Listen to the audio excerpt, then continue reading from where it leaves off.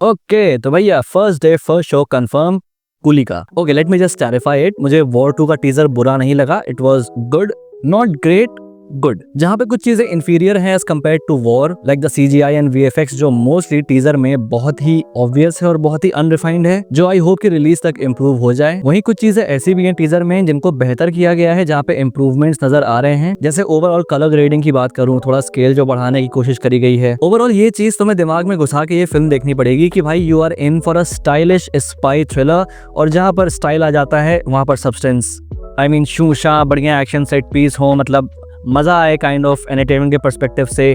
Script में कुछ बहुत ही खास ऐसा गेम चेंजिंग ना हो, एक टिपिकल YRF स्पाई फिल्म जो कि हम देखते आ रहे हैं अब तक। That is what War 2 is going to offer us. लेकिन एनीवे ब्रेकडाउन की तरफ चलते हैं और समझते हैं कि भाई इस बार वॉर 2 ने क्या बंडल किया है हमारे लिए। तो शुरू करते हैं, स्टे ट्यून्ड। तो टीजर शुरू होता है इस सीन से जो ऐसे थोड़ा स्नोई पहाड़ी इलाके में है।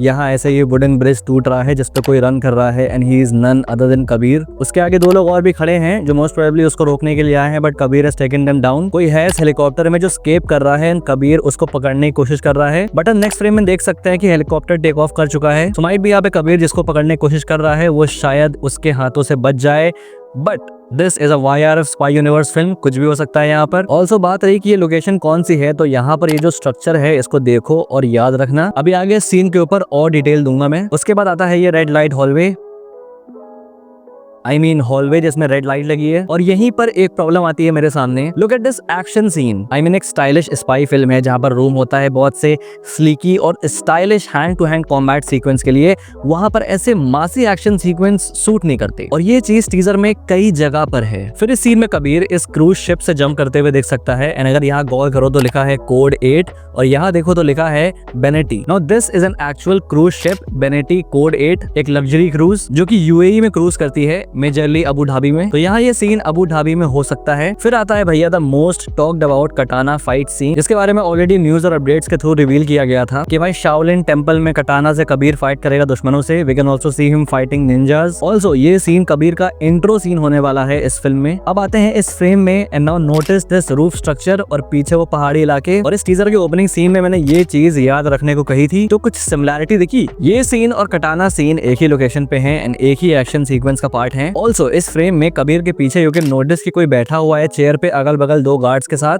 एंड ये सारी फाइट देख रहा है बैठ के आराम से। तो मोस्ट प्रोबेबली जो इस चेयर पे बैठा है कबीर इसी को कैप्चर करने आया हुआ है, एंड आई थिंक इस सीन में हेलीकॉप्टर में भी यही भाग रहा है। तो ये सीन इस कटाना फाइट सीन के बाद होगी जहाँ कबीर सबको काट डालेगा, और ये आदमी ये देखते हुए कि भाई अब तो बैंड बजने वाली है, चलो हेलीकॉप्टर में बैठो निकलो। एंड ये सारे सीक्वेंसेस के दौरान जूनियर NTR का नरेशन भी चल रहा होता है, who is playing Virendra Raghunath in this film, जहाँ वो ये इम्प्लाई करता है कि वो कबीर को काफी टाइम से ट्रैक कर रहा है, एंड कैसे Kabir is all the best spy in raw and all, but अब नहीं, इनडायरेक्टली सेइंग कि वो अब बेस्ट है। और इससे ये भी क्लियर हो जाता है कि भाई वीरेंद्र इज नॉट अ रोग स्पाई और वो रॉ के लिए ही काम कर रहा है। लेकिन फिर कबीर और वीरेंद्र के बीच की राइवलरी का रीजन क्या है, अभी ब्रेकडाउन के ओवर करने के बाद जो थ्योरी वाला सेक्शन आएगा उसमें बात करेंगे इसके ऊपर। फिर नेक्स्ट सीन में वीरेंद्र ऐसे एक जगह को इन्फिल्ट्रेट करता है। अगर आसपास देखो तो हम ढेर सारे वेपन्स देख सकते हैं, तो ये माइट भी कोई इलीगल वेपन्स का स्टोरेज हो। एंड यहाँ इन लोगों को देखो तो they are black, which means African या सोमालियंस या जॉर्जियंस हो सकते हैं। इनफैक्ट पठान में भी अफ्रीका में वेपन्स का ब्लैक मार्केट हमें दिखाया जा चुका है ऑलरेडी। तो यहाँ वीरेंद्र भी कोई इलीगल अफ्रीकन वेपन्स के बेस को इन्फिल्ट्रेट कर रहा है, उसे साबोटाज कर रहा है, ऐसे ग्रेनेड्स को बड़े क्रिएटिव वे में यूज करके। अगर इनमें से कोई एक भी पट्टी में लगा रह गया तो मतलब ऐसे घुमा के फेंका और नहीं गया तो, क्योंकि पिन्स तो निकाल दी सारी पहले ही। But jokes apart, NTR looks really lean और काइंड ऑफ एक एंटी हीरो वाला वाइब आ रहा है उन्हें देख के। फिर कबीर का ये शॉट एकदम स्टाइल के साथ वॉकिंग विद द वुल्फ, पक्का NTR का ही बर्थडे है ना। आई मीन इस ट्रेलर में ज्यादा प्रेजेंटेशन तो ऋतिक रोशन को मिल चुकी है। खैर आगे बढ़ते हैं। फिर we see Virendra jumping on this train इस ब्रिज से।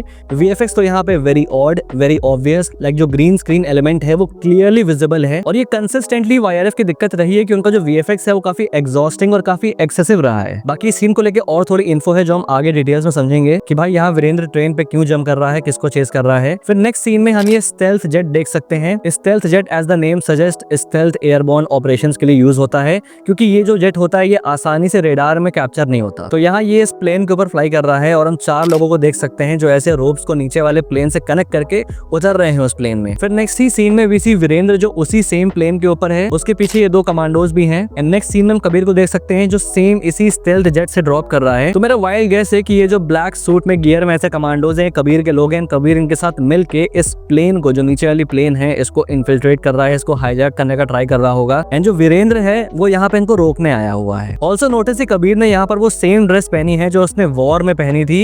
एंड दोनों सीन में वो प्लेन के ऊपर प्लेन उड़ा के उसे इन्फिल्ट्रेट कर रहा था। फिर ये बोट चेस सीक्वेंस जो आई बिलीव यूएई में हो रहा है, बिकॉज इससे पहले जब कबीर इस क्रूज से जंप करता है तो देखो वो नीचे ये स्पीड बोट पे जंप कर रहा है। एंड बोट के आगे जो ग्लास का डिजाइन है वो नोटिस करो, सेम टू सेम। फिर एक और चेस सीक्वेंस हम देख सकते हैं और पीछे जो ये लोकेशन हम देख रहे हैं ये है सिएना, इटली में। बेसिकली चेस के बहाने इस फिल्म में वर्ल्ड वॉर हो रहा है और फिर हम इसको देख के लॉन्डो की कहीं और ही वॉर शुरू हो जाएगी, तो लेट्स लीव इट। फिर ये car chess sequence now specifically ये एक रेमिनिसेंट है वॉर के बाइक चेस सीक्वेंस का। लाइक लोकेशन देखो, चेस का पैटर्न देखो, चेस कैसे हो रही है वो देखो, बस व्हीकल अपग्रेड हो गई है बाइक से कार। रेड वाली कार कबीर की और ब्लैक वाली वीरेंद्र की। नंबर प्लेट नोटिस करो तो ये नंबर प्लेट फॉर्मेट स्पेन का है, 4 digit followed by 3 letters, world tour. फिर ये सीन आता है हॉस्पिटल का जहां we see Virendra and he is injured. Also यहाँ पे नोटिस करो कि लिखा है वाटरॉम, ये जर्मन वर्ड है जिसका मतलब है वेटिंग रूम, मतलब फिल्म जर्मनी में भी जा रही है। अच्छा, am I the only one जिसने यहाँ नोटिस किया कि जो ये ब्लैक कोट और व्हाइट शर्ट वाला लुक है it is similar to junior NTR's Rakhi Rakhi song look. Coincidence या call back? I really need to get a life man. मैं अब कपड़े नोटिस कर रहा हूँ डिटेल्स में। फिर यहाँ Virendra is hitting this African and यहाँ वीरेंद्र के कपड़े देखो तो समझ आ रहा है कि ये इसी सीन का पार्ट है। एंड ऑल्सो आसपास शिप्स हैं, काइंड ऑफ ये डॉकयार्ड है,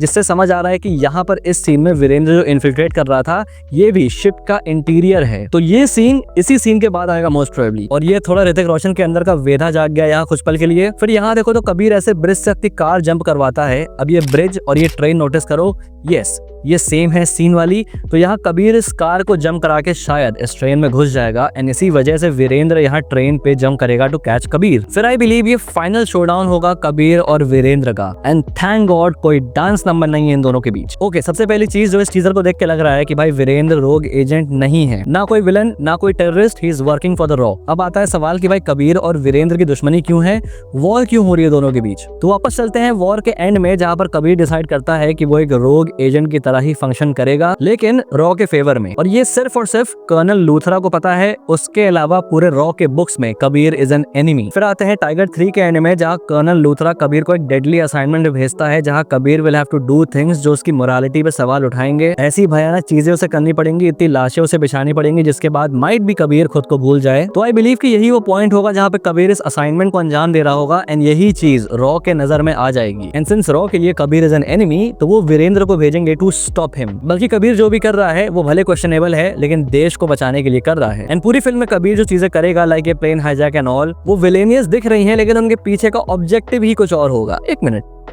इट्स वॉर पार्ट 1 अगेन, बस टाइगर श्रॉफ की जगह इट्स जूनियर एनटीआर। बट मेरे पर्सपेक्टिव से एक चीज जो यहाँ मेकर्स को करनी चाहिए जो काइंड ऑफ एक एलिमेंट ऑफ टेंशन लाएगा इस फिल्म में और कुछ नयापन भी ला सकता है, वो ये कि अर्ली ऑन वीरेंद्र को मालूम चल जाए कि भाई कबीर रोग नहीं है, लेकिन जिस तरह के रास्ते पे कबीर निकल चुका है मे बी उसका थोड़ा नेगेटिव इम्पैक्ट उसकी पर्सनैलिटी पे आए, जिसकी वजह से कबीर उन लाइन्स को भी क्रॉस करने को रेडी हो जाएगा जो कि उसको नहीं करनी चाहिए। And all that just for the sake of achieving the mission, जो माइट बी वीरेंद्र को एक रेड फ्लैग लगे कि भले ये सब देश के लिए कर रहा है बट जो ये स्टेप्स ले रहा है, जो ये रास्ता अपना रहा है उसके लिए वो सही नहीं है and he needs to be stopped. जो आई बिलीव थोड़ा और इंटरेस्टिंग एंगल लाएगा इनके कॉन्फ्लिक्ट में। बट मैं वायरस से ज्यादा उम्मीद नहीं कर रहा, स्टोरी के मामले में तो बिल्कुल भी नहीं। ऑब्वियसली अच्छी निकलेगी तो बहुत बढ़िया है, मैं एक्नॉलेज भी करूंगा इस बात को, बट फिलहाल मैं अपने स्केप्टिसिज्म को अपने पास ही रखना चाहूंगा। यहाँ पे खत्म होता है वॉर 2 का टीजर ब्रेकडाउन। बाकी तुम्हारे क्या थॉट्स है मुझे कमेंट बॉक्स में लिख के बताना, और अगर वीडियो पसंद आए तो लाइक कर देना, और अगर पहली बार यहाँ पे आए हो तो सब्सक्राइब करना मत भूलना ऐसे और वीडियोस के लिए। Till then, this is our Pop Culture Nut signing off. We'll see you guys in the next video and thanks for watching.